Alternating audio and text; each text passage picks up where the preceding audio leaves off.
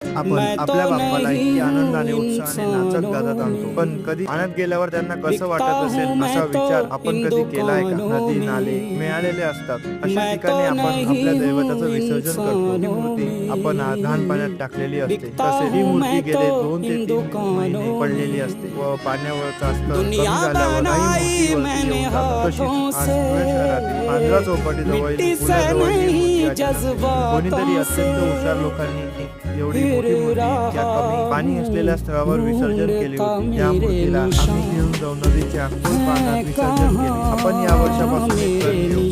शाळू मातीचे बनवलेले गणपती आपण आणून व त्यांचे घरगुती विसर्जन करू. एकता वाढावी यासाठी हा गणपती उत्सव नव्याने जल्लोषाने सुरू केला होता. हे बघून बाप्पा नक्कीच दुःखी होत असते. पुढच्या वर्षी 6 महिने या व्यक्तीकडून मूर्ती घेत त्या व्यक्तीला सांगून ठेवा की आम्ही आतापासून शाळू मातीची मूर्ती घेऊ आणि जल्लोष